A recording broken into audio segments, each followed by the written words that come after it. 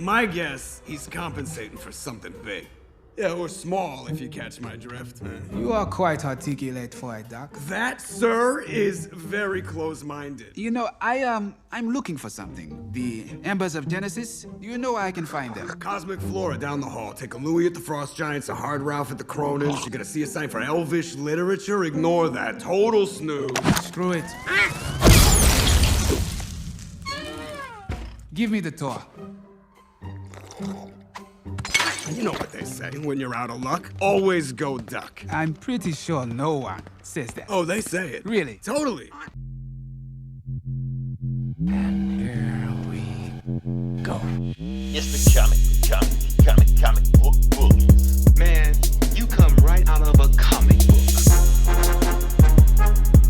It's the comic book bullies.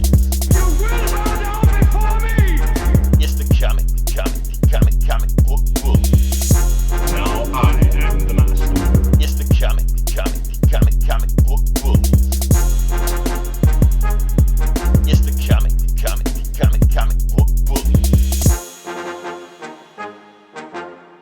Welcome back to the Comic Book Bullies. Nerdy New Bully. I'm your host Leroy, aka Sloppy Joe, with my co-host. Yeah, this is Eli, aka R2D's nuts. Yeah, we're back with the episode, and yeah, we're just gonna start off. We're just gonna hit the ground running. Eli, the reason I said that because I realize kids these days don't even know what a Sloppy Joe is, unless they go on the internet and they think it's something else that it's not. Yeah, what do they call it? Is it got like a woke name now? Is it like a Nobody eats it is because it derogatory? Is a Sloppy Joe derogatory now? Is that offensive? Right? Who does it offend? I want to know. I'm pretty sure it offends somebody. No, not all people named Joe are sloppy. That's Right. insensitive. You know, Exactly. So, sloppy person or something. Right. I'm pretty sure there's a story behind it why they call it that, but we'll find that later. We will do our research, And it's probably racist. more than likely. Anytime we do any research on anything is racist, sexist, whatever. So. Oh man, yeah, we're back. What up, Michelle Whitterberg, Kate? Yeah, I can see who's doing that. Yeah, so that's cool. All right, got people so in the comments already? Or no? already, well, not in the comments, but I see people react. But anyway, we're gonna jump into it. Like I said, we had some bad news to start off. And Eli, I'm gonna let you go into it because I feel like I should know more about this, but I don't. That's why I defer to you on these topics. Okay. You kind of like our expert. So I'm an expert on this. I okay. Look, I'm just sharing out the link right now. So I mean, I keep talking about Sloppy Joes and stuff. You know, Sloppy Joes are good. I mean, you know what? That is something we agree on. Sloppy Joes are good. Only thing is, like I said, since moms don't cook anymore, kids don't get Sloppy Joes because no store sells Sloppy Joes anymore. So you won't know what a Sloppy Joe is, but if you Google it on internet, it might be some weird kinky sex shit. You know, might see, oh, you want a Sloppy Joe? You know, that's the first thing. When you said sloppy, I was like, oh shit, what's he gonna say? Right, exactly. You say Sloppy okay. Joe, people think it's something else than what it is. Like, no, it's like, Mom, I want a Sloppy Joe. Shut the fuck up. Bam. You know, anyway. All right, but I'm gonna let you start. I filibustered enough. I'm gonna let you start with. Oh yeah, I'm ready. Yeah, I shared the link. Okay. Get in the chat, y'all. Smash that like button. All that shit. Oh yeah. Let's see. Yes. Rest in peace to Sonny Chiba. Sonny Chiba is a martial arts star who is been in a bunch of cool martial art movies. He was made famous from the movie True Romance, the Quentin Tarantino flick, where the character in that movie went to see a Sonny Chiba triple feature. The Street Fighter series, the Street Fighter movies, and yeah, he's been in a bunch of cool martial. If you're a kung fu flick or martial arts movie fan, he was in Kill Bill. Quentin Tarantino. I was just about to say that he was also in Kill Bill, so yeah. Yeah, he actually he played Hattori Hanzo like back in the 60s or 70s, and then when Quentin Tarantino made Kill Bill, you know what? I'm gonna get Sonny Chiba to play Hattori Hanzo again. So, and another thing, who was a real life ninja, but yeah, that's or samurai, yeah, samurai. Was he samurai? Oh, yeah. Shit, whatever. Okay. But also, Sonny Chiba was in a movie called The Bodyguard, and the beginning of that movie, has that the path of the righteous man, that whole Ezekiel Bible verse that came from the Bodyguard movie with Sonny Chiba, and that's where Quentin Tarantino got that for Pulp Fiction. So yeah, you're always seeing where Quentin Tarantino is like getting all his inspiration from. And yes, Gabe, you're right. He was the Yakuza uncle. He was the gangster uncle of the Donkey King, Draft King. I think that's what the movie was. It's been a while since I've seen Tokyo Drift, but yeah, that's the thing. But yeah, it means something you chose, Eli, but yeah. Yeah, he was in Fast and Furious. Kill Bill. He's been in a bunch of cool flicks. Samurai Reincarnation. If you ever get a chance to see that movie is dope. It's basically Samurai Showdown as a movie. It's fucking samurais and ninjas and ghosts and magical powers and shit. And he played in that. Storm Riders is another classic. Storm Riders is like another live action Mortal Kombat where kung fu fighters are like throwing ice and fire and fireballs and all that magic stuff you see in video games and shit. So rest in peace, Sonny Chiba. He is a legend. And right that day it happened, like my feed, and because I follow a bunch of like kung fu fan pages, bunch of tributes came. People are like making tribute videos like all over my feed, just of his highlights, his clips and stuff. So he was a legend in the kung fu martial arts film world. So good journey, good sir. Yeah, rest in peace to Sonny Chiba. What else we got here? Gabriel, I love your profile pic. What is his profile pic? Oh, static. Static. Yeah. Yeah, static. Okay. Yeah, I love his profile pic also. Again, I didn't think anything about. Gabe, I saw Storm Riders at a midnight showing in Minneapolis when it first was released in 97, 98. Yeah, I was huge into kung fu flicks, and I actually had a membership to like this Asian media group. I would get free tickets in the mail and stuff, and I'd like every weekend for like 3 or 4 years, I was like going to these midnight showings of kung fu movies, and I saw Storm Riders when it was first released back in the day. So yeah, Storm Riders is dope. Nice. So we'll just move on from there. What do we got there? Oh, Eli, well let's since you said you had something to talk about this, let's talk about it. Okay.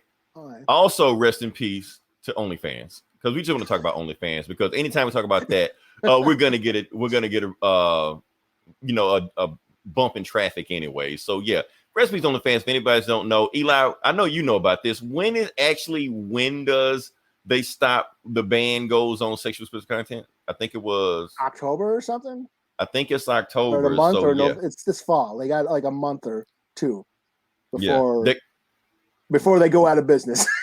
That's what I was just about to say. That's what I was going to say. They're about to come to do MySpace. That's what's about to happen. Yeah. I guess, yeah. So OnlyFans, the porn website, is going to ban porn. Right. I don't think they want to be known. I don't think they want to be known for that, but that's what they eventually got attached to them. So they wanted to branch out. They wanted to do other things. They wanted to be like, Facebook and Twitter. But once they say, oh, you do porn? Yeah, let's just do that. And then, because like anytime new technology, right. everybody and everybody starts lying and getting all self-righteous. Porn, I don't jerk off at all. Oh. Will someone think about the children? They're all full of shit. Yeah, right. Like Luke said, 2 Live Crew, y'all lying.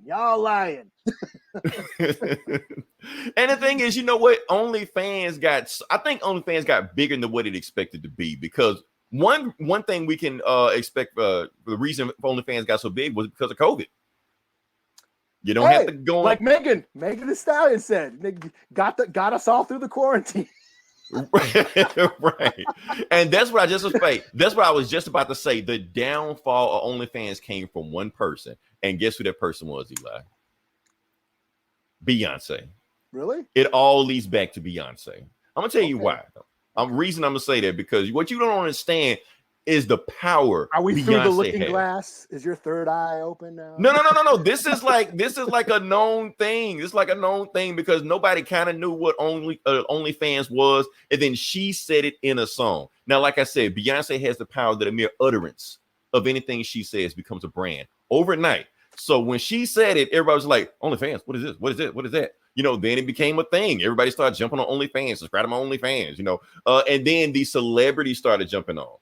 You know, the Catch Me Outside girl, some Disney stars that can't get in movies and shit. They're all. I heard about what's her face, the Disney star.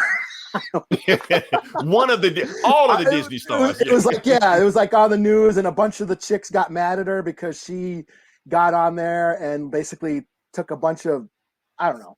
I heard it was a big. No, she didn't do anything. That's the thing. She didn't do anything, and then But she had like a bunch of subscribers. She $20 a month, stuff like that.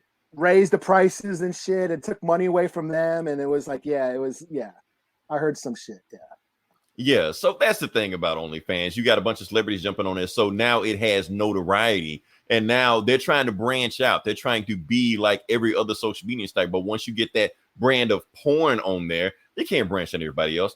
Eli, for instance, take this podcast for instance. Yeah, we're on Facebook, we're on Twitter, we're on YouTube. What if I tell everybody right now we're on OnlyFans? They would look at us kind of crazy, even with a ban on there. Well, they would expect something. They would expect something.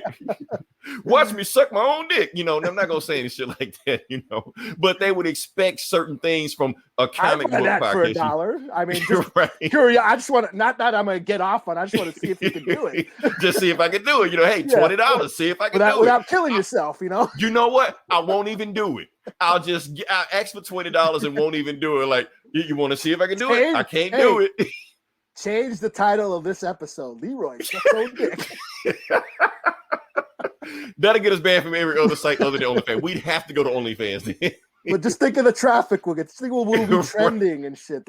All the clicks we'll get. Will he do it? Will he do it? We'll be national news. We'll be like, it'll be national. Like, and watch this content creator do that. Like, I'm not gonna do it, but you won't know until you pay the money. So you just have to assume that I did it. At 1 million subscribers, if I get 1 million subscribers, I will suck my own dick. Yeah, Leroy will self-fillet himself. Oh man, that's what I'm gonna change the title to. What are we talking about? OnlyFans. Okay, yeah. So, like I said, the change is you just can't just change what you're doing all of a sudden. It is going to backfire on you. OnlyFans, if you try to rebrand stuff like that, you're gonna become MySpace. That's what MySpace tried to do. That's what happened to them. So, yeah. And from what I understand, I guess, like, because I follow a bunch of big booty chicks on Instagram and shit.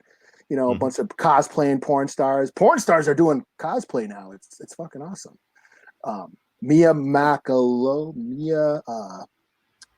Anyways, she does porn and she does cosplay too. It's a beautiful fucking thing. But anyways, a lot of them are saying that nudes are still allowed, but you can't do like actual like sex acts or whatever. No penetration, something like that. I think like full frontal nudities. That there's no full frontal nudity. You can see nipples, but you can't show like genitalia or whatever.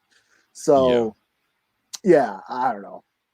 I mean, like I said, OnlyFans is safe. You don't have to worry about, like I said, if you want to call them sex workers, call them sex workers. They don't have to go anywhere. They don't have to fool with some 300-pound fat dude that might do something to them. Now they can just still get the money.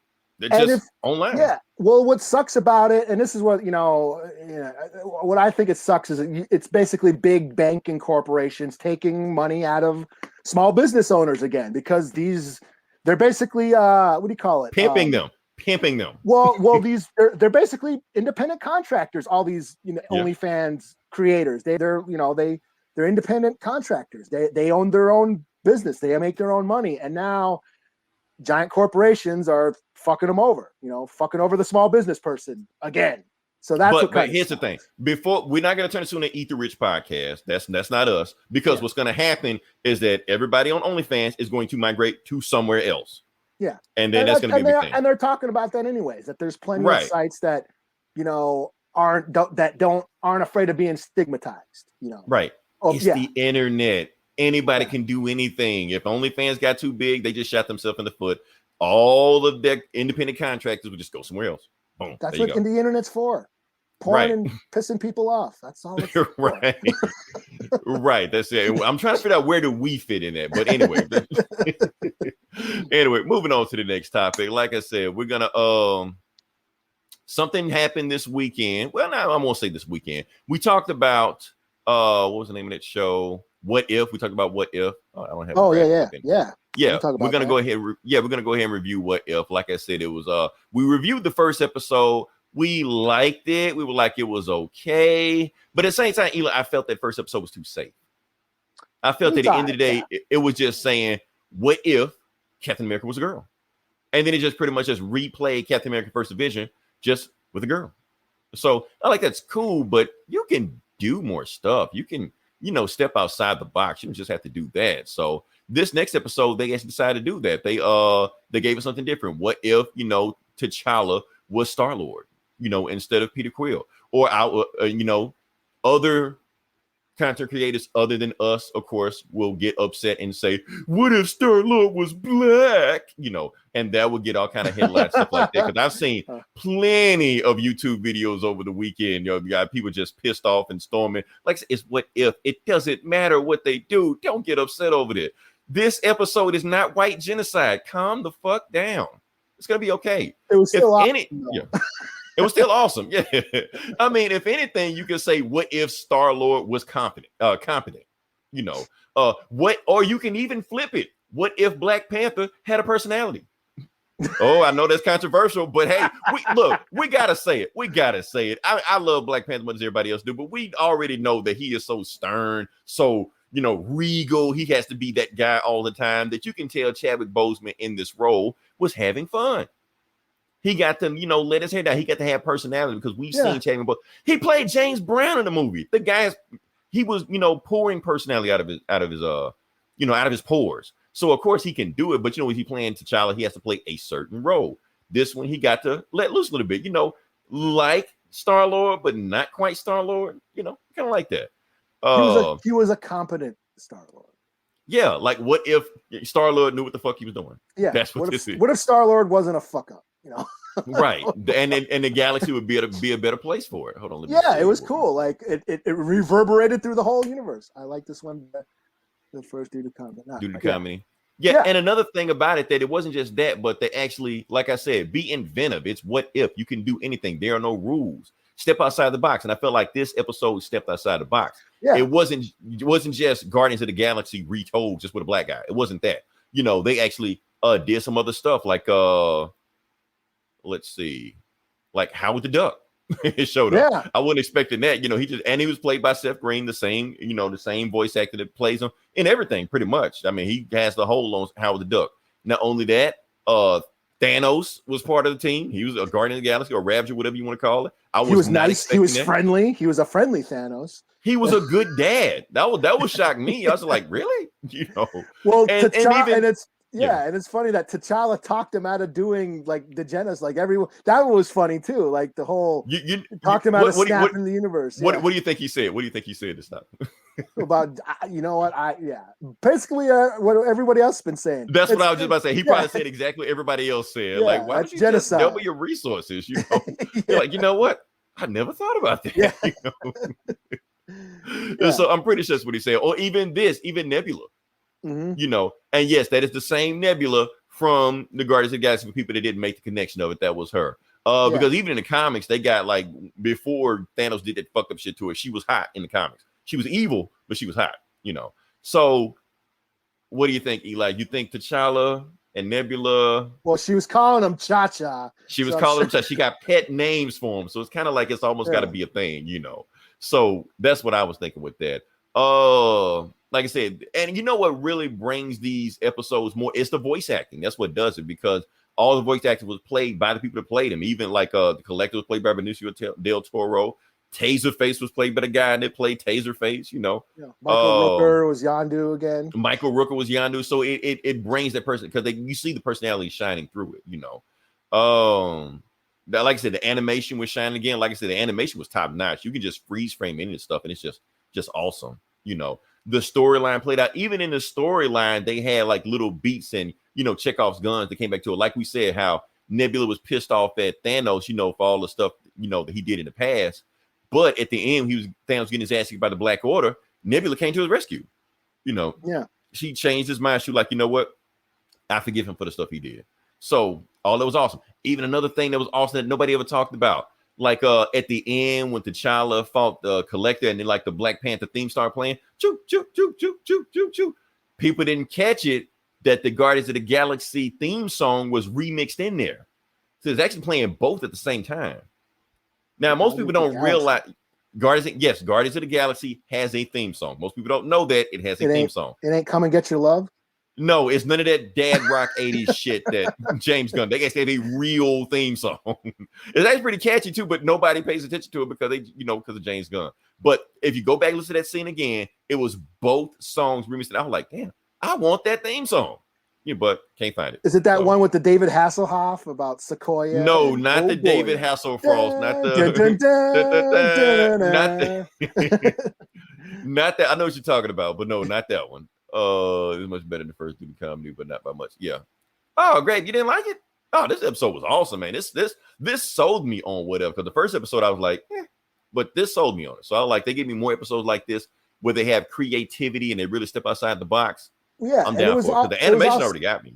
Yeah, and it was also a nice, heartwarming tribute to Chadwick, which I thought, and I ain't gonna lie, I felt moved towards the end, and meeting his dad, him going back to Wakanda, and finding his dad again, and I thought that was, the theme of even the fact that his dad was looking for him, if I can't find you, I'll find you in the next plane, so just still looking for him, Yeah. So Yondu told him that Wakanda had been destroyed and all that. And then when he found out that his dad actually sent ships out into space looking for him. And, the whole scene, that whole scene, where he's talking about you are on any of those stars and you'll, we'll come looking for you. We will find you. And I was like, yeah, there was some moving stuff, I thought this was great. I mean, like the first episode was okay, but this one was like, damn.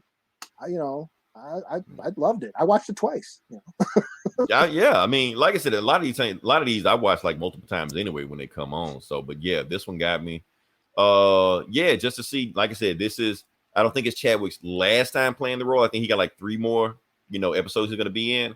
After that, that's gonna be it. But like I said, just listen to him. You're like, damn, like he was something. Yeah. So. That's another thing about the episode. Drax's family was alive, and he was a bartender. That was funny.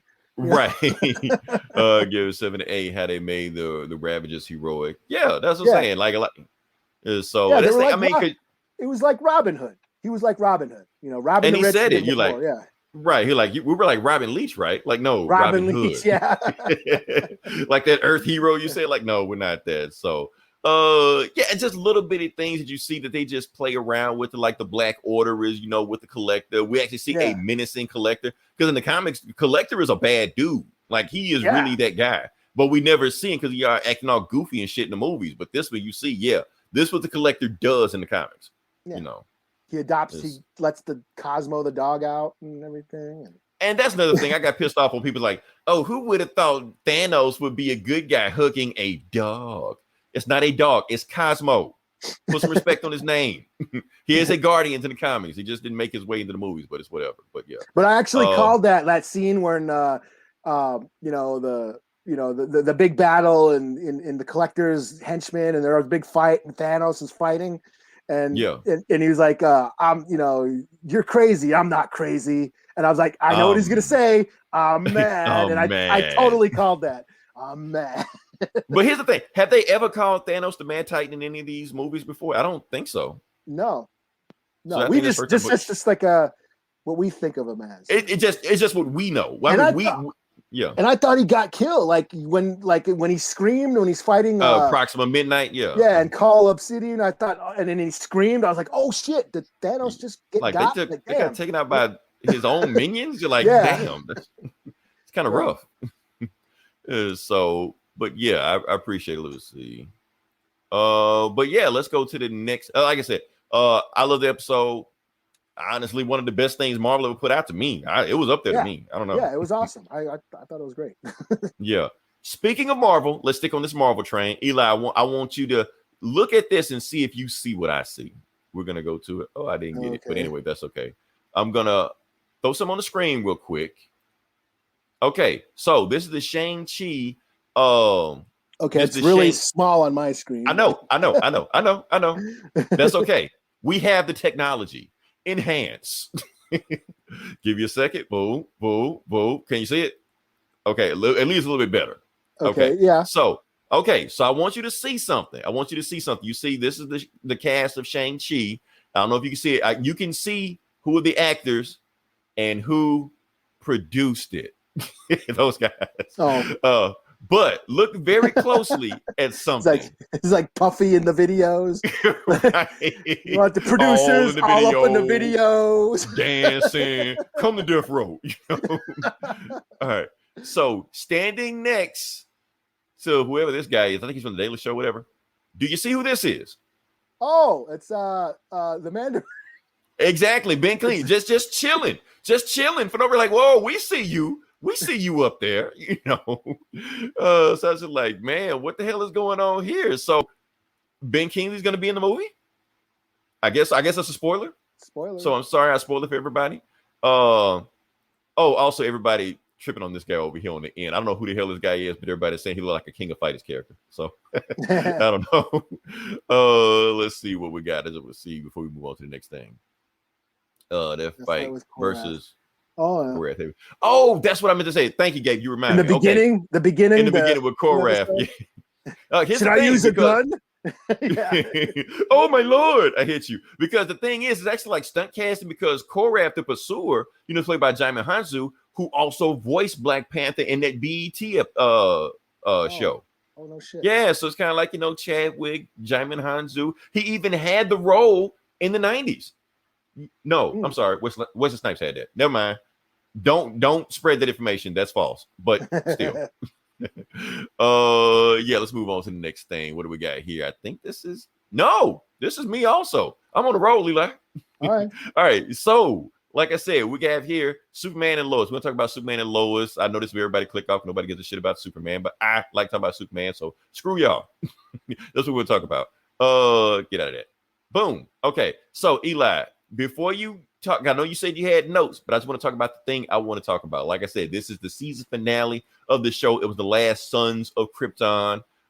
Basically, this is how the show go out. It kind of leaves a stinger, let them know what season 2 is going to have. However, one thing I do want to point out from this, Eli, to me, this is the most awesome live action Superman shot ever in anything. It just when he just going at sonic speed, super speed, flying at that whoever the fuck this guy is. Val, whatever. Morgan Edge. Morgan Le Fay. Yeah, that guy, just him doing that. That was just awesome. I was just like, I got my money worth. And on top of that, still saves his ass again.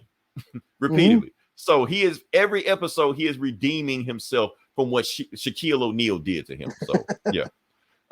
That's all I gotta say. Anything you had to add? No, I agree. This was great. I loved this show. I didn't expect to like it as much as I did. But I really enjoyed it. It gave like that old school classical superhero tale, but with like a new flavor twist. And it updates it. Yeah, updated everything. And had that elements of nostalgia. Going back to Smallville. All Clark's good memories are from Smallville. Right. So there was that. That whole the wanting to go back to what's familiar, the theme of nostalgia, and that fed through the whole show. Morgan Edge wanted to bring back the glory days of Krypton. Right. The fire and also Smallville. Yeah, and the firefighter. That's what he promised them, right? Yeah. Yeah, the firefighter guy. He was like a MAGA supporter. You know what I'm saying? I think he even said in like the first episode, something like that. Yeah. Your reason the Daily Planet isn't selling anymore because all that woke shit you keep putting in the newspaper. So so there's all like these parallels of bringing back the glory days. Fed into the idea of Superman being like the classical superhero, like the quintessential superhero. Right. He's not edgy. He's not killing people or almost about to turn evil. No, he's Superman. Yeah, he wants to do good. He's, forthright and just wants to help. Wants to save the day. But there's the conflict. He wants to be Superman so bad that he realized he's been neglecting being Clark Kent because Clark Kent now has more responsibilities because he's a father now. Yeah. And that's the conflict of the show, but it's still involved. Yeah, even though it had these themes of nostalgia and wanting to go back to like what we're familiar and the shit we grew up as kids, there was still like it evolved with the times. And I think John Henry Irons was like the catapult to that, because remember at first we thought he was Lex Luthor, you know, and everybody was pissed. We saw all the YouTube videos. Yeah. They're taking our Lex Luthor. Yeah, this is the SJW Lex Luthor version of blah blah blah blah blah. But it turns out he wasn't. He was Steel. He wasn't even Lex Luthor, right? Yeah, and it was totally. So it's like they evolved. They updated. They modernized these old school stories. But still, the essence of Superman was still there. You know that his humanity, his oh shit. I fucked up.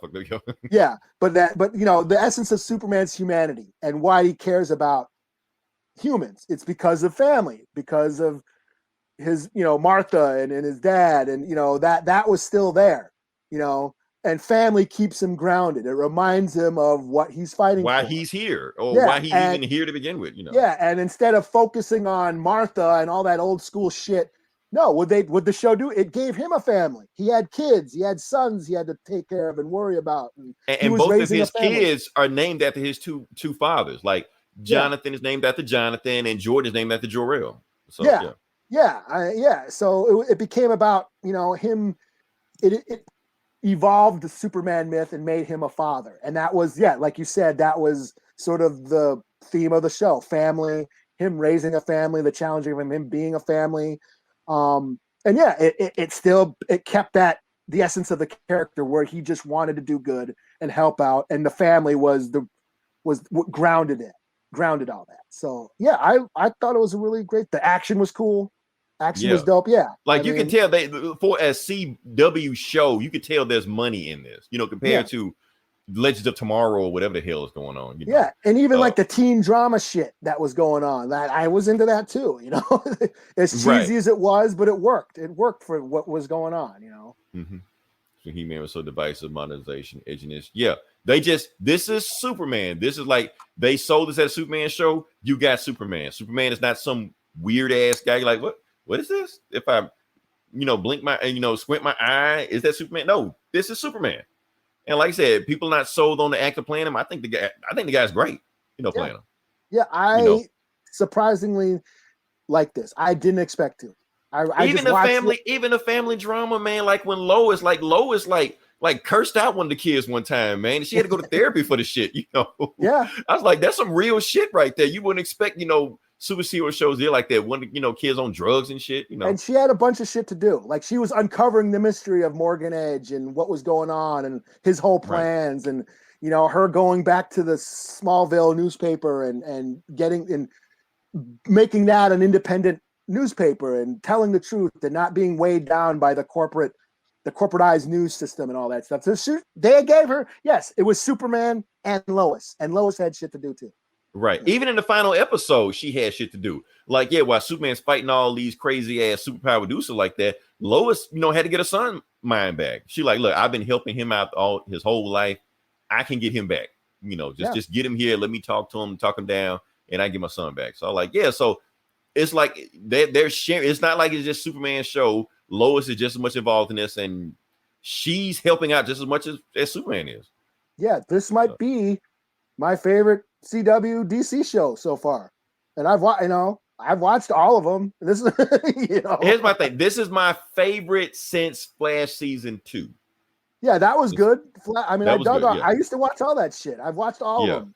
But after it went down, I agree. It went down after that. Yeah. But so this makes me put my faith back into it. I will say this. I only watched this because you were gonna watch it, and then I said, I ended up loving it. And Eli, I'm still telling you that first season of Stargirl. I know y'all shit on me when I say that. That first season of Stargirl was something special. Man. I haven't watched. Now season 2 sucks.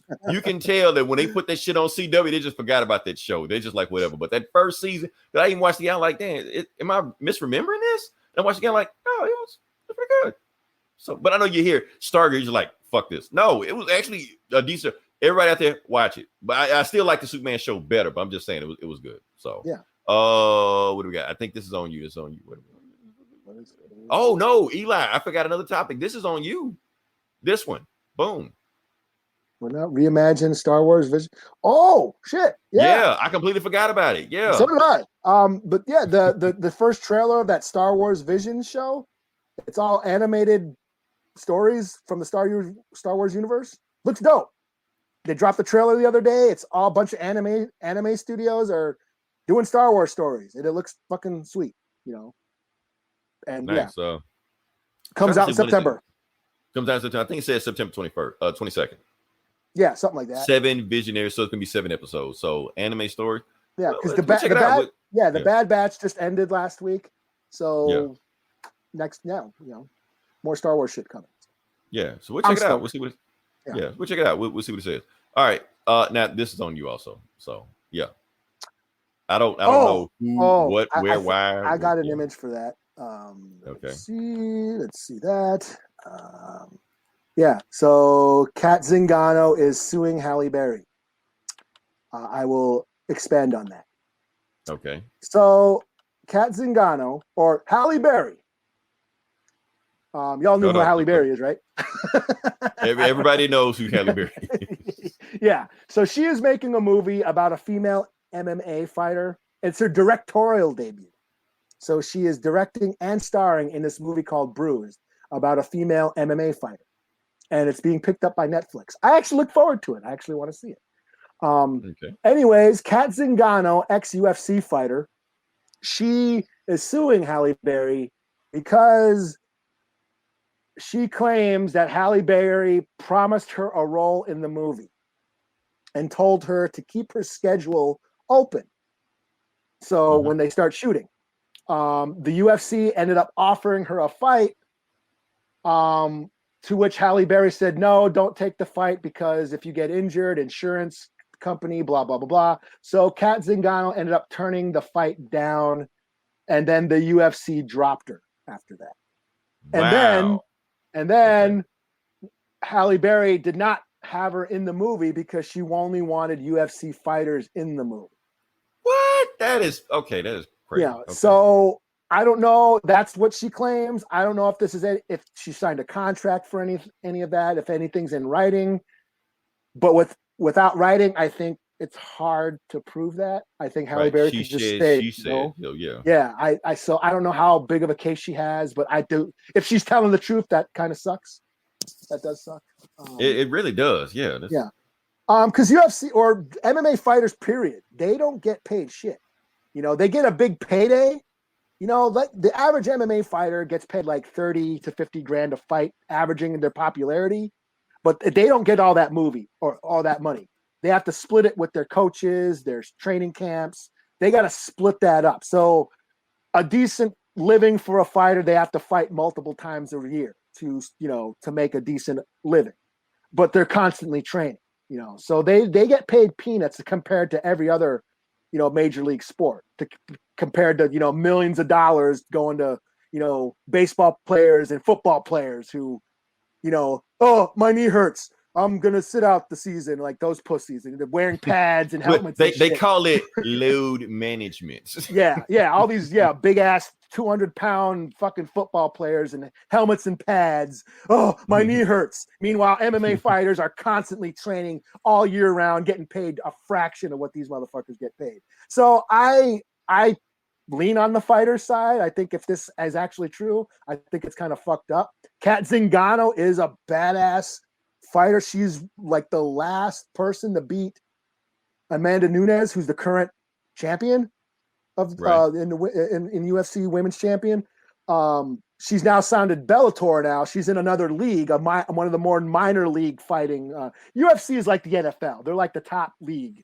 They're like the NFL, the ML, or NBA of MMA. But yeah, I think that's kind of fucked up. But I don't know how if there's no contract, I don't know how if she's got a case, which kind of sucks. So, and Kat Zingano's been through a lot lately too. I feel bad for her. Her husband passed away a few years ago. She's been through a bunch of injuries. She's been through ups and downs in her career. And yeah, so her being cut by the USC is probably just another blow to her career. And I thought she's, hey, I'll be in a movie and make easy money. But that fell through too. So Yeah, I kind of feel hopefully bad. hopefully Halle Berry can give a better reason than that, especially putting her name in there for, for MMA fans. That would actually, get me more enticed to even see the movie. Yeah. Like I said, when I heard about this shit, I was like, hey, Halle Berry and an MMA fighter as an MMA fighter. I'm like, sweet. Yeah. I'm gonna watch it. But yeah, I think it's kind of fucked up. So this actually sounds very familiar. This sounds like the whole Rocky thing, because when Rocky came out, Chuck Wepner sued him. Oh, that's right. Yeah. Because Chuck Wepner said the whole Rocky series, like the whole Rocky movie, was basically based on his life. Matter of fact, Sylvester Stallone was even in the audience when that fight happened, when he went on Muhammad Ali, because we all know Muhammad Ali is Apollo Creed. We know that. He said even Rocky 2 was based on him. Because the same way that, because the first half of Rocky 2 was that he got all his money, then he blew all his money, which is what Chuck Wepner did, because he was a one-hit wonder. Except he didn't get a rematch with Muhammad Ali, so like that. He just lost all the money. That was it. So he tried to sue him, and they threw the case out. Then on top of that, Sylvester Stallone made another movie called The Castle or something like that. We made a prison movie, and he said Chuck Wepner said that was about him too, because he went to prison for some stupid shit he said went on there. So I don't know if it happened, but anyway, maybe Chuck Wepner got a case. But and it kind of sucks because, like, I remember a year, because I followed Kat Zingano. I follow a bunch of MMA fighters, and I follow. I saw like a couple years ago, it was like Kat Zingano was posting pics of her and Halle Berry. Like Halle Berry in her training, in her locker room as she's getting her hands taped up for her fight and shit. And now, if you search anything on, just looking for this pic that I got posted here, Bruised and Halle Berry, it shows her with like other female. Like Valentina Shevchenko, like other feet, like Kat Zingano ain't in those pics no more. It's just all these other UFC ones. Like, damn. Halle Berry gonna cancel somebody by herself. She's a cancel coach for moving by herself. So so I don't know. I hope they work it out. I mean, like I said, I was a Kat Zingano fan, especially years ago. She's a badass. She's like, but her career's been up and down. But yeah, I hope this gets worked out. So I'm an MMA fan. I watch fights all the time. So this piqued my interest. And I figure, hey, Halle Berry, Storm, comic book. So cool. I mean, we can talk about it. I mean, we'll probably review when it comes out. All right. So next topic we got here, we're gonna now we're at the video game section. I'm gonna just briefly talk about this and I'm gonna just move on. I don't know if anybody have heard about this. They heard about that Soulja Boy. The rapper Soulja Boy has came out and said on his Instagram that he bought Atari, like the game company. He bought the company. The company. Not bought an Atari, like retro. No, he's saying that he bought the entire company, and he's saying that he's going to sell the company for $140 million. For those who don't know who Soulja Boy is, he's from Superman That Hoe. Shake That Booty Meat. That was him. She make it clap. He makes all those songs. After this, I tell you what Superman the Hoe means, but not right now. But Atari came out and said all that was bullshit. Like we have somebody, we have a CEO already. Soulja Boy is not our CEO, and he is not going to sell our company. He doesn't have enough money to sell our company. So everybody's saying that. People like, was this true? It's not true. Soulja Boy does not own Atari. He's just selling that bootleg ass video game console that he's selling that has a bunch of illegal video game ROMs on it, and that's pretty much it. So that being said, Eli, can I tell you, do you know what Superman the Hoe means? I do not. Okay, I will get flagged for telling you this, but I'm gonna say it anyway. Who's listening? No one's listening except Gabe. Gabe ain't gonna tell on us, is he? Gabe, cover your ears. I'm about to say. What about the children? Okay, so Superman the Hoe. You look this up on Urban Dictionary, because that's why I looked it up also. So Superman the Hoe is when the girl is asleep and you release on her back. Then you throw the covers on her back. Wait for it to dry up. So when she wakes up in the morning, the covers are stuck on the back like Superman cave. Hence, Superman that Hoe. Now, move on to the next topic. Okay. It's a thing. It's a thing. Look it up. Everybody Google it. Who's ever listened to this or listening later on, Google it. It's a thing. Okay. So I reviewed a video game. I should have led with this, but anyway.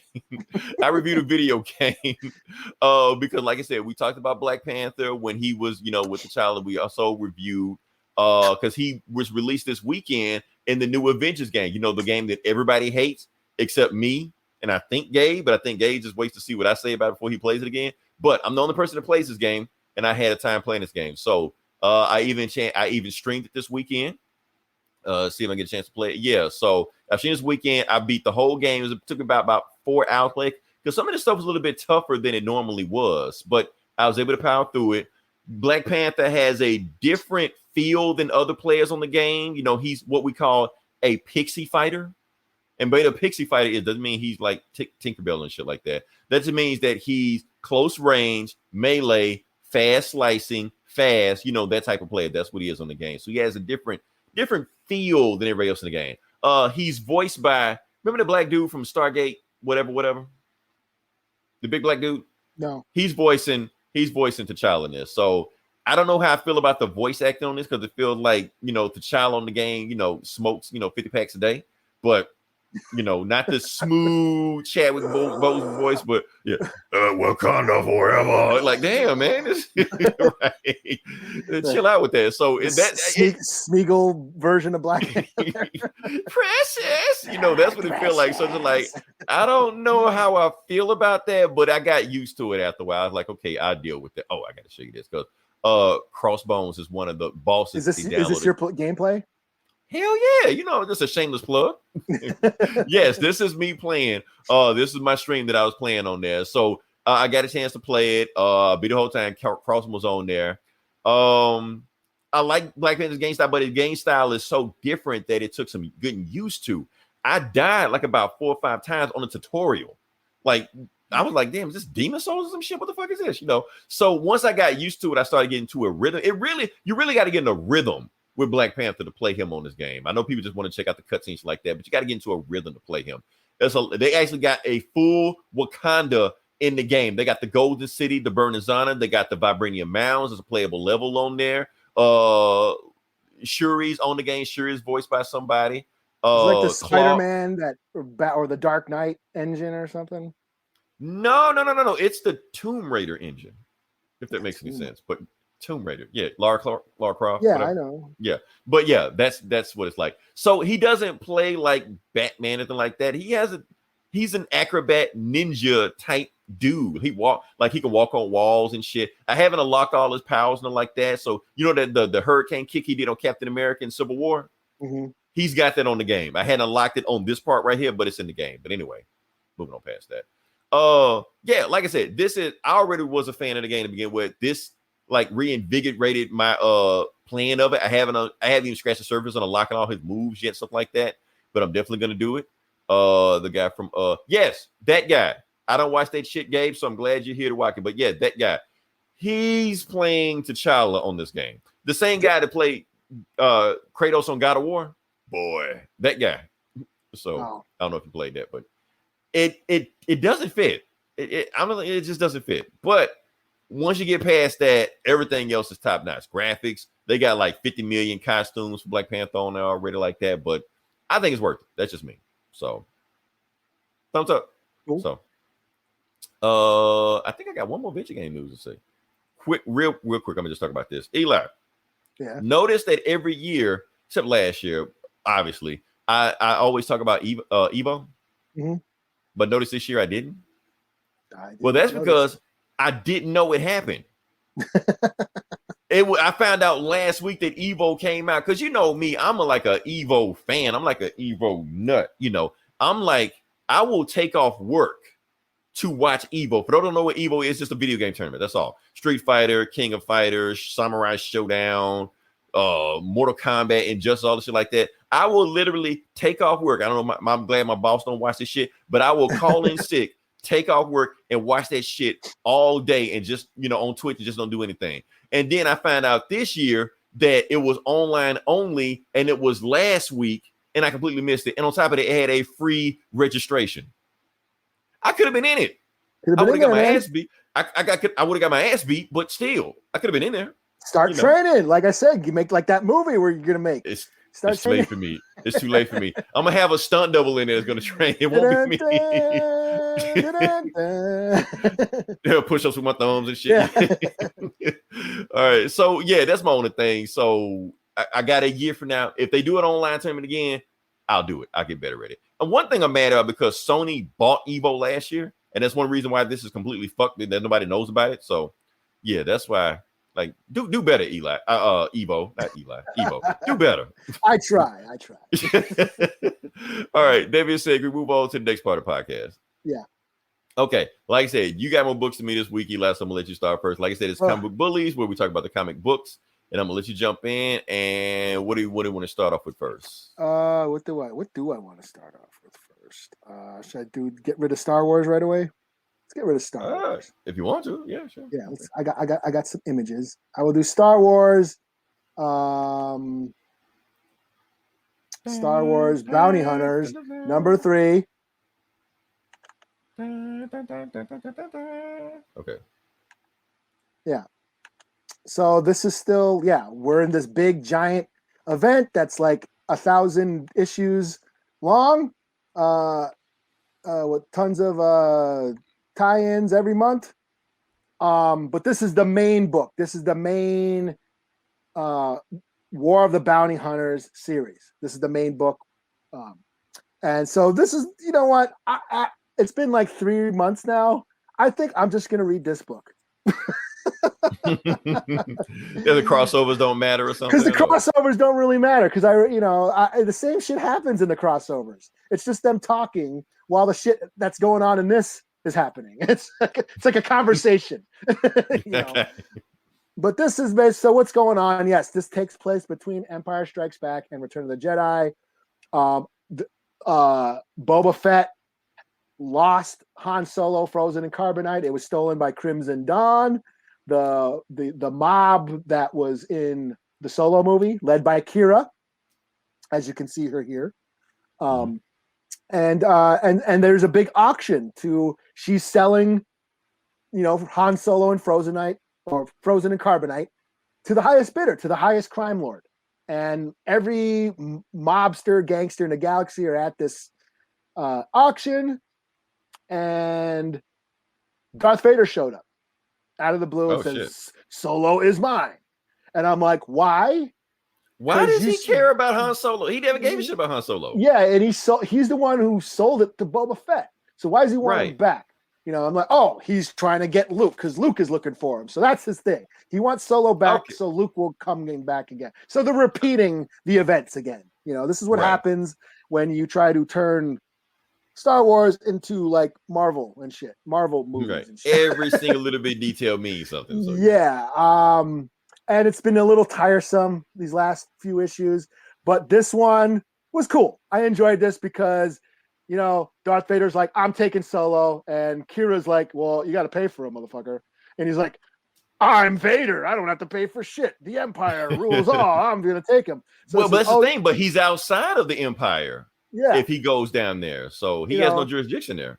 And so he's like, I'm taking him. Fuck you. Fuck your auction. Fuck all y'all. I'm Vader. I'm the shit. I can, murder you all with my penis. And she's like, oh, yeah? Well, I know Tarakasi. That bullshit, right? So she whips out her, her swords, and we get a Vader versus Kira fight. Oh, okay. I thought that was pretty cool. I mean, Vader should still kick her ass. And that's the thing is like you see, because back to Solo, your favorite movie, Darth Maul was part of Crimson Dawn. So it just shows she's been trained by Maul.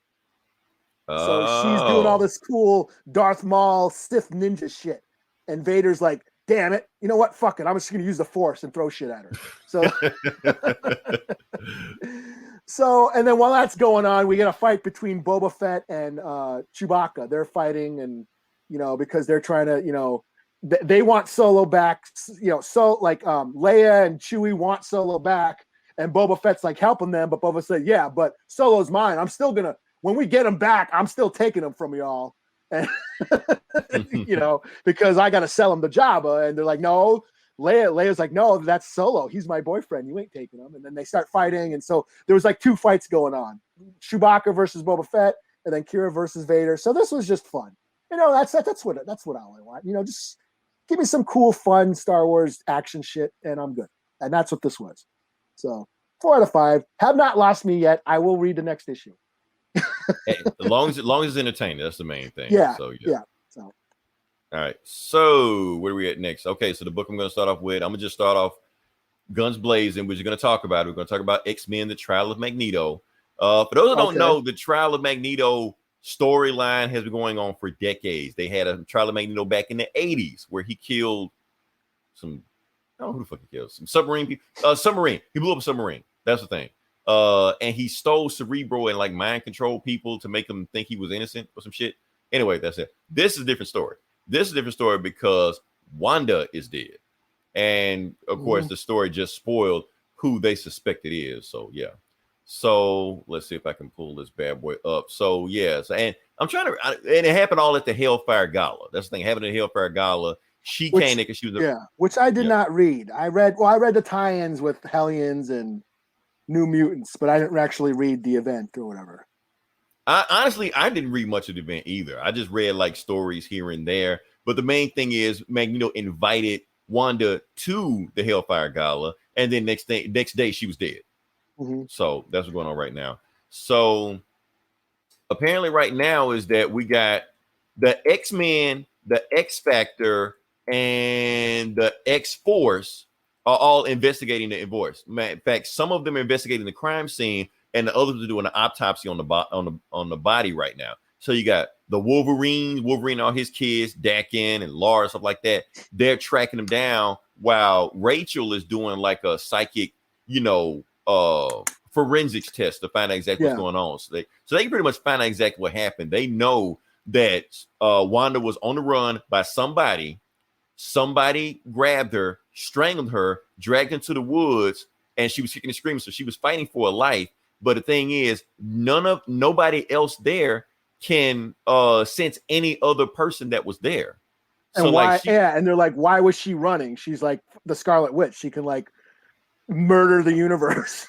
Right? Like she can warp reality. Like who could kill her? Not how. Who? Yeah. She was running. She was she was. There was a struggle, and wasn't something about like they didn't. There was no marks on her face, so whoever did it probably knew her. Right.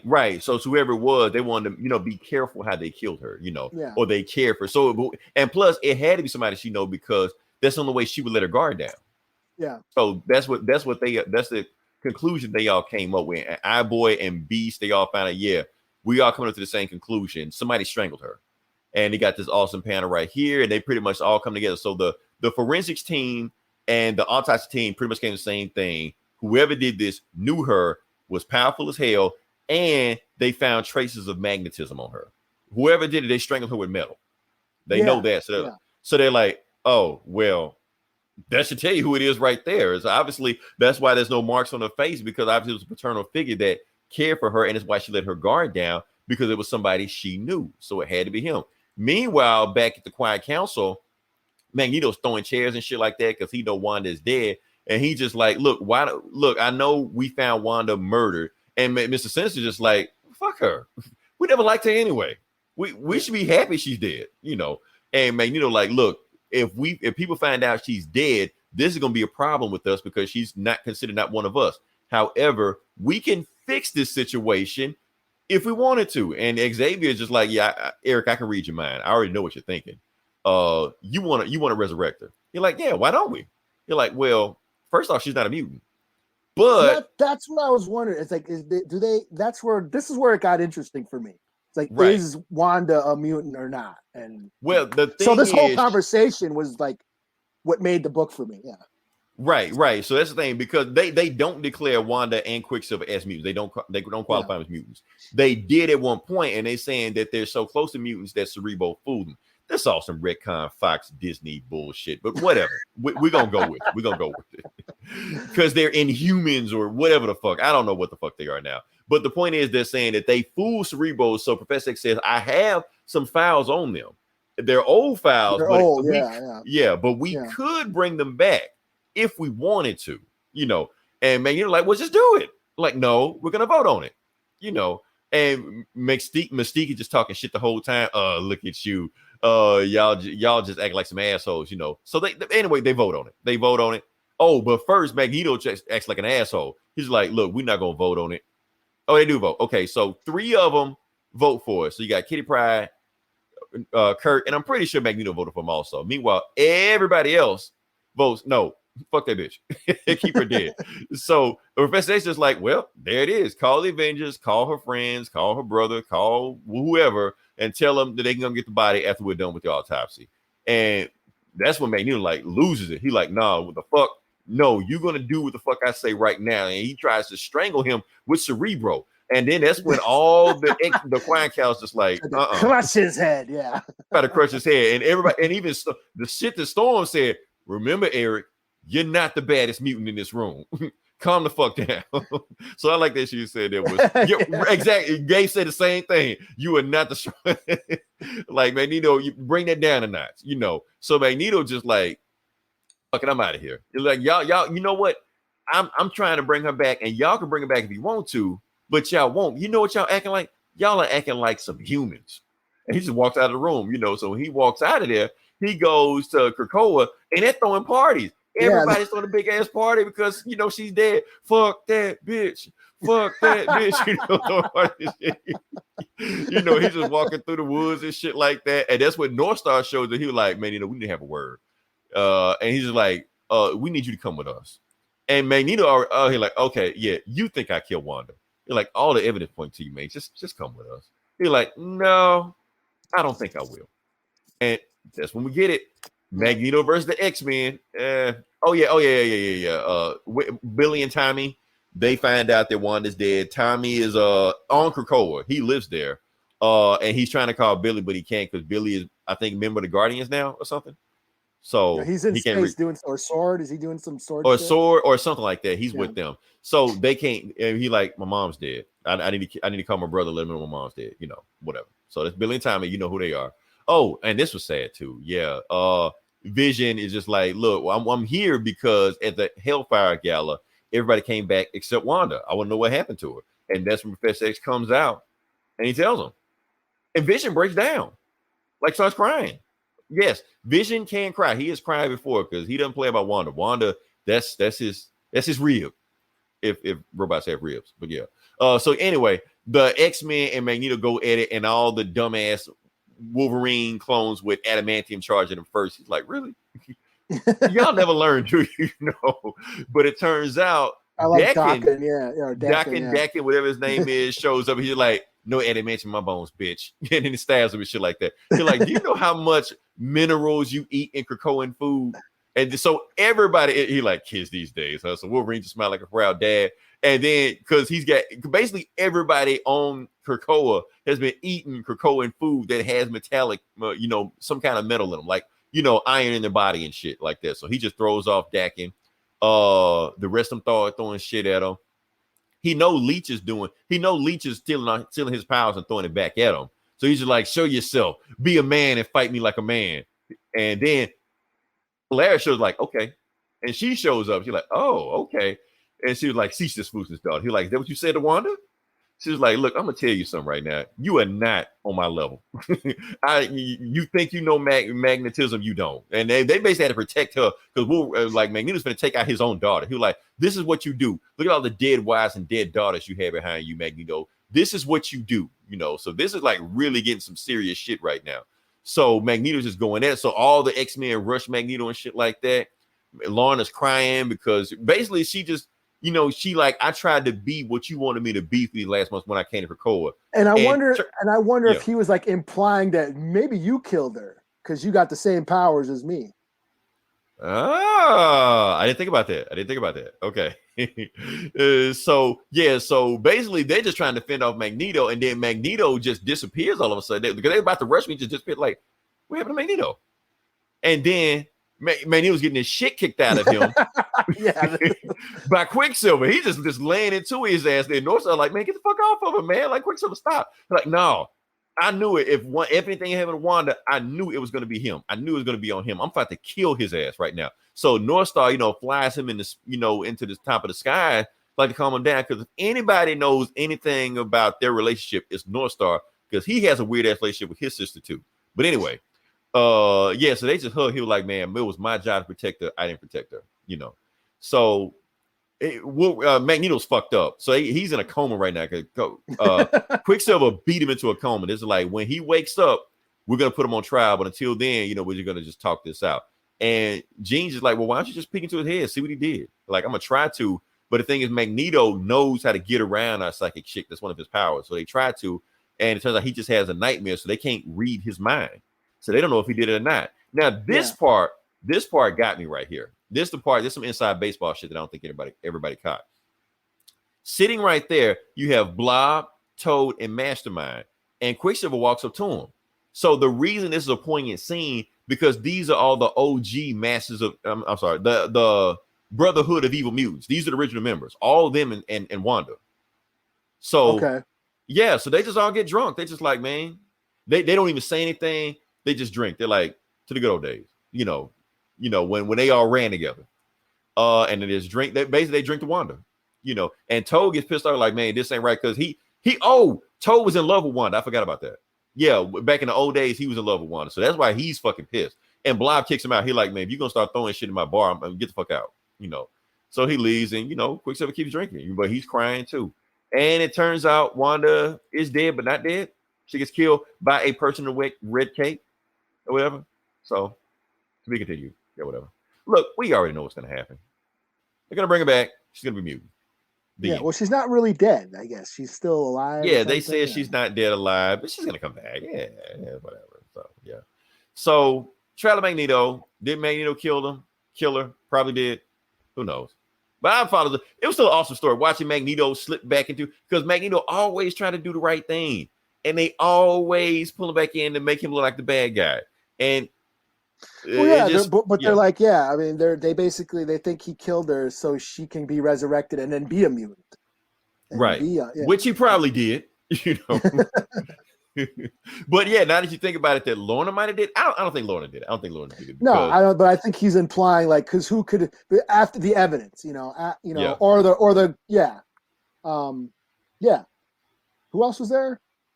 There was her, and I thought there was another suspect, but I don't know. I can't remember. Everybody's just saying it's Magneto. Everybody's saying Magneto did the shit. He did it. Yeah. So, it's really. She's not really there because we're having right in the coattails of his show. Oh, that don't mean shit. They better kill Doctor Strange. So yeah, they'll kill anybody. Yeah. Plus that show, that the sequel. I mean, they're not gonna do a reboot. She comes out when is Doctor Strange? Next year? So shit. I think so. Yeah. Probably. So anyway, she'll be back. Doesn't matter. Yeah. What you got? Well, on the DC. Whoops, shit.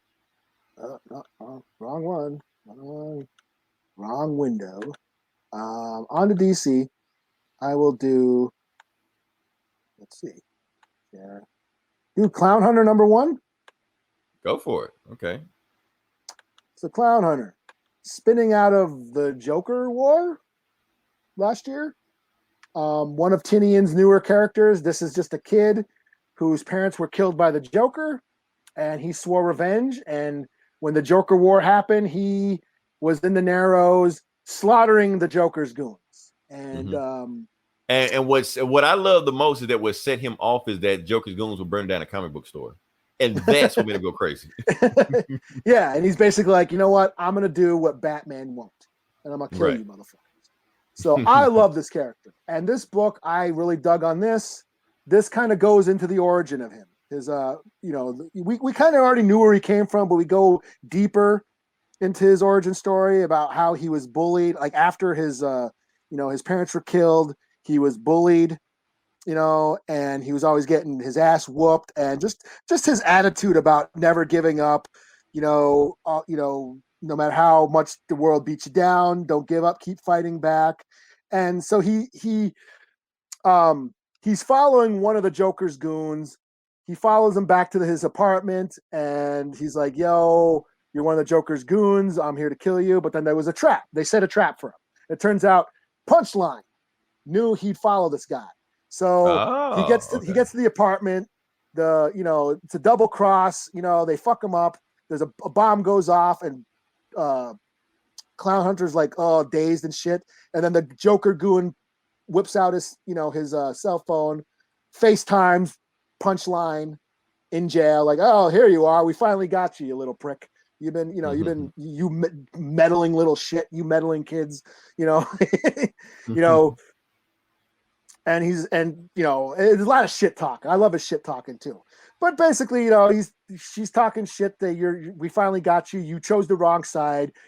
I'll give it to you, kid. You got balls, and you got the guts to do what Batman won't, but you chose the wrong side. You know, you should have joined us, and you know. But he's like, nope, I'm still gonna kill all of you. And then she ends up sending in a bunch of clowns, and he holds them off as much as he can. And he's like kicking ass. He kicks a bunch of them. He beats a bunch of them up, but in the end, they still overpower him. They string him up over on the street light, and Punchline's like, okay, kill him and leave his body there for everyone to see, not to mess with us. You know, so they're right about to kill him, and then Red Hood shows up. Jason shows up. Oh, okay. Yeah, so Jason shows up, basically saves him, and says, you know, and of course, Clownhunter's talking shit. You know, I didn't need your help. He's like, yeah, you did. Hey, you know what? I like you. You're willing to do what Batman won't do. Right. You're more like me. But you know what? You can't fight for shit. You need training. You know, I can give you that training. And I was just about to ask, like, who trained him? So okay. Yeah, he's not. He's just some kid who off the streets with a bat and just goes out kicking ass. So anyways, Jason's like, yo, I'm gonna train you. Join me. Let's join forces. Let's kill the Joker. But Clownhunter's no, man, I work alone. And it says the end after, like, in question marks. But that's what I want. That's what I love about this character. That's what I wanted him to be. I wanted him to be like a thorn in the Joker's side. You know, someone who can stand up to him, who can fuck him up, but you know, the Joker can't get rid of either. Like, the Joker can't kill him. That's what I hope him to be. And I hope they do team up. I hope he does get training from Jason. And I hope, because I didn't like when last year when Batman got a hold of him and made him talk to Leslie Tompkins, like, hey, let's get you off the street and be a good boy and all that shit. I was like, oh right. Man, I don't want that shit. You know, you want Baby Punisher, basically. Basically. After the Joker, basically a Joker. You know, the anti-Batman to Joker. You know what I mean? Someone who's just, no, I'm just here to kill the Joker. He's just after the Joker, and the Joker can't kill him. That's what interests me, you know. So yeah, I dug this. I hope this is an ongoing, but it says it's the Batman Secret Files book or whatever. Yeah, so normally they aren't, but this could spin off into something else. But keep in mind, Tiny and whatever his name is, you know, he's leaving DC. And this was written by Ed Brisson. He's decent. He's decent. And I dug this. So I hope this is an ongoing character, and I hope he does just that. Just him fucking up the Joker. Fucking up the Joker's day. You know. Okay. So at least they got somebody that was decent to write the book. So that's the main thing. Yeah. So, all right. So what do I got here? Okay. So next book I'm going to do is Superman and the Authority #2. Yeah. This is another Grant Morrison book. I'm started on this train. I'm going to just ride it out and just see what happens to it. So, I had to read it twice. Like I said, it's Grant Morrison. So to see exactly what the hell was going on in this book.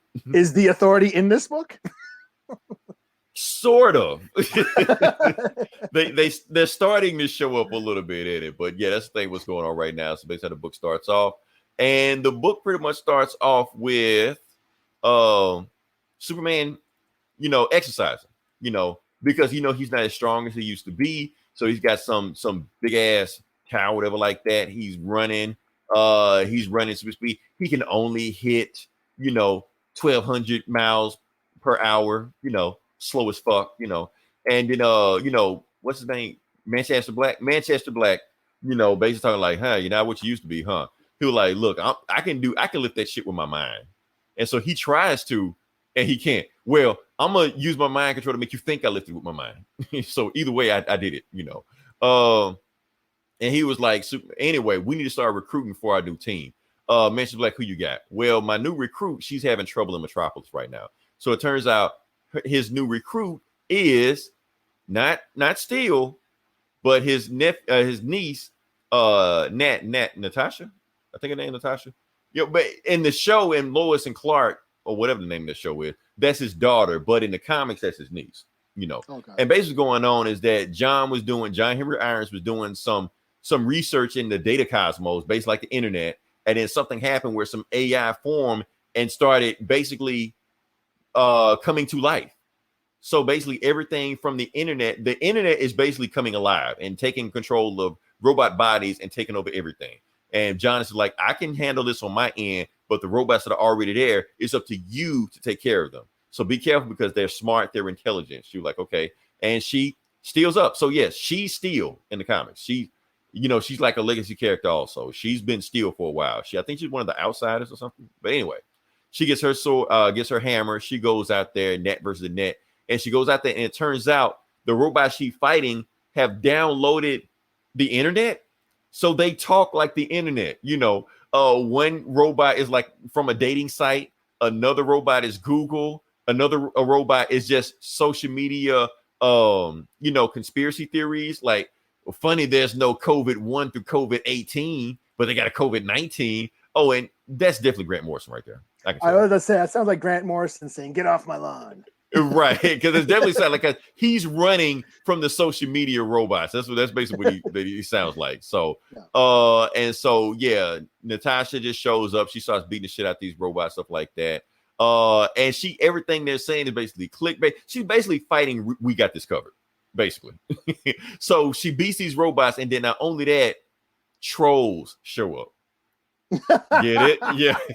And they're basically saying the crazy shit. So the trolls show up and they look at her and say, "Man, look at her fat ass," saying all this stuff like that. They were like, looking at close to it, she don't look all that hot. So all the trolls say this shit like that. And girls can't be superheroes, especially silver skinned girls. That's what the trolls say. So she just smacked the trolls in the face with a hammer. She says, "Blocked."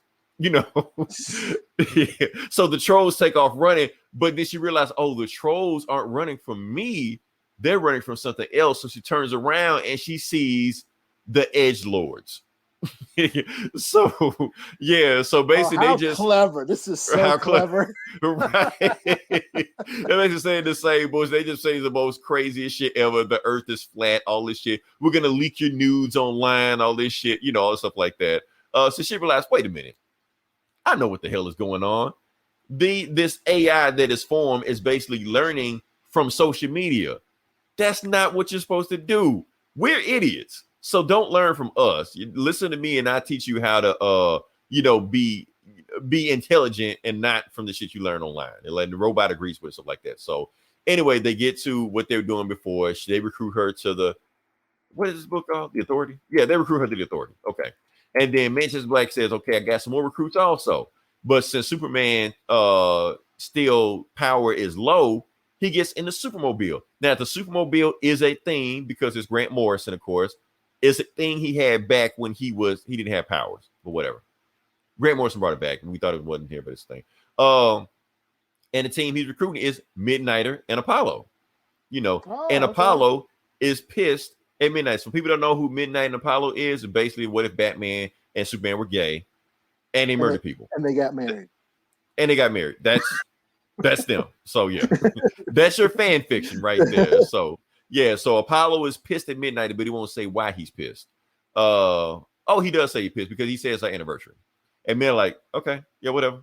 Happy anniversary. And then he's just like, I need to fight these bad guys. Apparently, these bad guys, whoever the fuck they are, they have kidnapped orphan telepaths and took their minds and put them into this big robot to protect them. So men are like, I'm just gonna go down and kill these guys. He was like, no, we're fighting right now. We're gonna keep fighting. He's like, whatever. So he goes down there and Midnight basically says, okay, I've analyzed every single possible scenario, and and basically the conclusion that I came to that everybody is about to die, and I keep my promises. So he goes and shit beat out of them, and they're dead. He kills them, but the big monster with the telepathic brains grabs him, is about to crush his ribs, and that's when Apollo's like, okay, yeah, whatever, I'll go and save you. I'm still mad at you though. So he kills the big robot, and once he kills the robot, he's like, look, I know you're mad at me, but guess what? I got your present anniversary. I got you an anniversary gift. We're on the team with Superman. He's like, the Superman? And he's like, and not the sexy dad. And I'm talking about the sexy dad Superman, not the skinny next gen New 52 Superman. He was like, you got some team with Superman? And that's when Superman shows up. And he's just like, hey, Midnighter, Apollo, good to meet you. And then Manchester Black said, "Hey, well, if it isn't the world's gayest, you're like, it's okay. I can say that because I'm 48% gay on my mother's side." You know, so now we need to recruit. He's so clever, that one. Right, exactly. He took some time to think about that, you know. So anyway, the last recruit, last recruit in this book, and I just speed through this. June Moon, the Enchantress. She's in hell. Her boyfriend sold her soul to the devil so he could trade her soul for the Enchantress soul because he liked the Enchantress better than her. So Superman and his team of whatever these guys are, they go to hell. Is this just because this is only gonna be 4 issues, right? Yeah. Is this just Superman gathering the team? I guess so, because by the time he gathers the because it still got more assholes to recruit. We don't know who this chick with the purple hair or the chick behind June Moon. So it's got still more people to recruit, but I guess. So honestly, the only thing I liked about this book so far was the beginning of it with Steel, Girl of Steel, whatever, was fighting the internet trolls.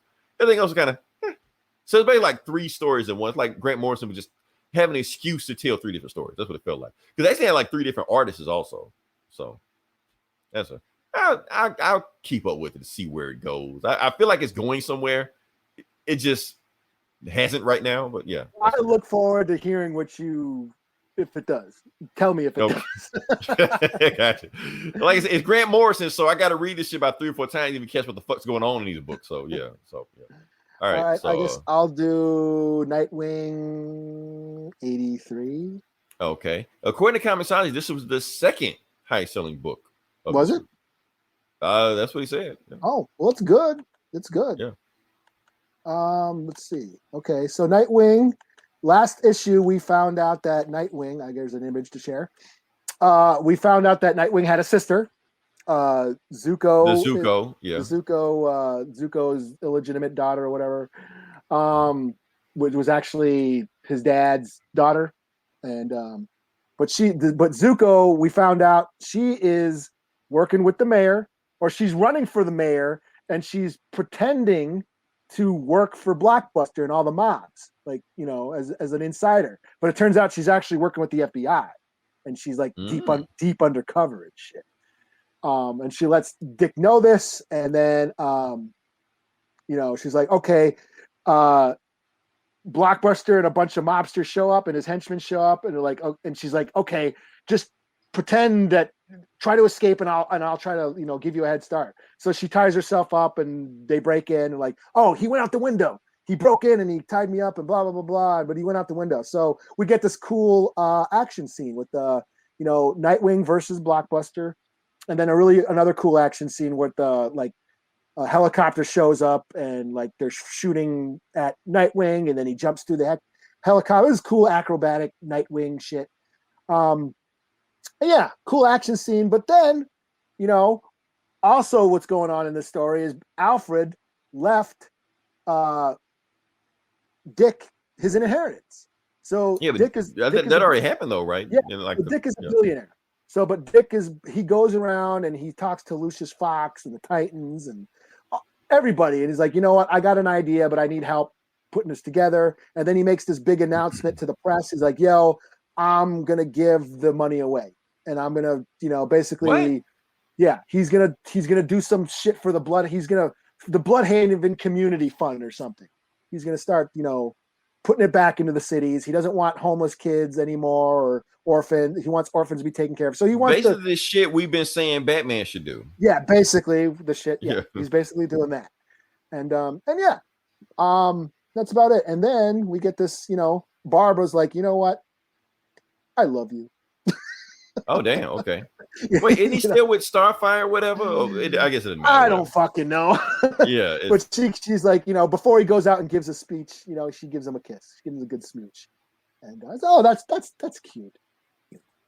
So yeah, this is cool. And then next is that Fear State shit that I don't really give a shit about. Is that like the next Nightwing story? I don't think Future State or Fear State or that big Batman event that's coming up, Fear State. I am Batman or something. Yeah. So I don't know, but this was cool. You know, 4 out of 5. Tom Taylor. You know, art's really good. Fun. It's fun. So. Can't go wrong with that. So yeah. Yeah. All right. So my last book is, and I just kind of read this. I'm just go through this, I guess, as fast as possible. Well, not too fast, but I tried to. Okay. Sinister War #3 or 4. Oh, you're still like on that. this, huh? Yeah, I mean, it was nothing else. I was just like, fuck it. I So kind of you want to didn't- see where. You didn't read Kang? I hate Kang. I hate Kang with a passion. I read the first 3 pages of that shit. I'm like, oh yeah, I forget. I hate Kang because all that timey-wimey time travel bullshit. I'm you, but you're me, but we're somebody else, and we're nope. I'm out. Well, I didn't read it either. So Okay. I heard people talking about it. So I'm glad I didn't read that.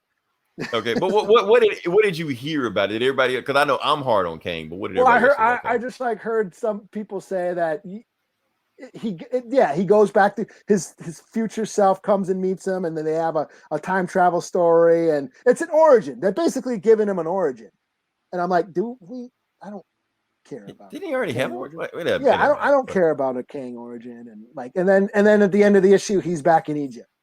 And I'm like, okay. yeah. I'm like, yeah, whatever. I don't care. Okay, that's our review of Kang #1. You know, neither one of us read it. So, right? Like we know where it's going. We've seen this shit. You know. Yeah. So anyway, let's talk about Sinister War. Sinister War is based like the Sinister Six, the Savage Six, the Sinister Seven, somebody else. They're all trying to kill Peter Parker, kill Spider-Man because this guy named Kendrick. They just put like a ear bomb, a worm bomb in all their heads. Whoever kills them, they live. Everybody else dies. So basically, kill Spider-Man. That's the book. And the last book, the last issue, Spider-Man actually got stabbed in the back by some new chick that we don't even know where it's going. So he's bleeding all through this cemetery. He webbed up his wound, and when he gets there, he sees Black Cat. They're like, "Oh shit, thank you! I finally got backup." You know, so he sees Black Cat there, and she's like, "Don't worry, I brought backup." You know, and he turns around, he sees Wolverine and Human Torch. And Spider-Man's like, no, we need more than that. That's not going to do it, you know. But then all of a sudden, Wolverine starts growling at him and starts smoking from his ears. And it turns out it's Lizard because Black Cat was pretending to be, Mysterio was pretending to be Black Cat the whole time. And Electro was like, damn, you couldn't keep it together for like 2 seconds? We almost got him. You know, but then the rest of the Six was like, you know what, fuck it. Let's just rush. Let's just kill this guy and get this over with, you know. So, Kendrick, I'm just gonna pass Kendrick. Who cares? Oh yeah, Sin Eater's back. Sin Eater's a guy from the 80s, killed him a long time ago. They try to fight him off. Spider-Man cannot fight off the Sinister Six. They're about to get him, and right before he tries to get away, boom, Dr. Octopus catches him. He's like, "Look, we knew this was gonna go down. We knew it was gonna end like this, you know." And Peter just talks to him. He's like, "Look, Doc, you have to do this." Because the thing is, in the Spider-Man books, Dr. Octopus had actually been a good guy for like the last 15 years, like Spider-Man's best friend and shit like that. So he can see Dr. Octopus hesitating. He's like, damn, I don't want to do it. And the thing is, actually, none of the Sinister Six really want to kill Spider-Man. He's like, no, I don't really want to do it. But Dr. Octopus like, no, I'm going to do it. I said, I'm going to do it. I'm going to do it. I'm going to kill him. But I will know if it's rain or he's crying because he really don't want to do it. But they have to because of Kendrick. So that's when the Savage Six shows up. And they try to fight. They fight the Sinister Six, and they do all this shit like that. So Peter Parker's still trying to get away. Spider-Man's still trying to get away. What more Sin Eater shit? And he's almost about to get away, and that's when he gets caught by. Oh yeah, Tarantula. Tarantula catches up with him because Spider-Man is so weak right now. His spider senses saw that Tarantula was about to hit him. He couldn't even dodge it. He's like, I'm so tired, I can't even do shit. You know. So then another Sinister 16 shows that like we need to go save them. We need to go get them before they get them. So they go get them. They fight. So you got the Sinister Six, the Savage Six, these other 6 guys. They all fight, and that's when Boomerang tells Spider-Man, "Run." He's like, "Wait, what? What?" And he's like, "Hey, Spider-Man hit one of the buttons on my boomerang." It blows up, and he gives Spider-Man a chance to get away. Spider-Man gets away, and they all just fight each other. Like it's just an all-out brawl. They forget Spider-Man's even there. They're just fighting each other, you know. So he gets to this dumpster. He's trying to rest. He's like, finally, I can rest. And that's when Sin Eater shows up with Juggernaut, Gargoyle, Whirlwind. Who's that last guy? I can't even see that. I think Morbius is back there. And I don't know who this guy is right here. Probably some new guy. And Kendra just telling him, people don't change. The script is written, that's what it's going to be. So here's what I think is going to happen in the last issue. I think Dr. Octopus, Boomerang, and somebody else, the bad guys are going to save him. That's what I think. Yeah. Okay. The end. That's what I think. Will we find out? Who knows? Find out next week. Oh, shoot. What other book you got? My last book is Nocterra, number 6. Cool. Scott Snyder, Tony S. Daniels, their creator-owned horror monster tale on Image. Basically, the end of the world. Do I got an image? I do have an image. Let's see. Basically, end of the world. The world's been engulfed in shadow darkness, and people turn into these shadow monsters called shades. And there's this truck driver girl, like a Mad Max type of truck driver. She or Furiosa, sorry. She hauls between towns that are lit up with all this light. Basically, the world's engulfed in darkness, and the dark can turn you into a shadow monster. And so that's what it is. It's Mad Max with monsters in the dark. And she was delivering this family to this town. They get there, and this is the final issue in that arc. And we find out some things about what's happening. And final battle, big, huge monster battles and stuff. And everybody's shooting and dying, and but also a bunch of flashbacks. Typical Scott Snyder, jumping back and forth between flashbacks, trying to, exposition dumps between action beats. And you can tell, okay, this is the last issue in the arc. Let's wrap things up real quick. And he does that again. But he still sets up stuff, what's happening. We still haven't seen the main villain, the black top Bill or whatever. He's like a total shadow guy. He's like the main villain. We haven't seen him really get down. Like there's a final confrontation coming up, but it doesn't happen yet. And so I guess this is going to be another ongoing. So this particular story arc comes to an end, and it sets up the next one. And it was pretty cool. 4 out of 5.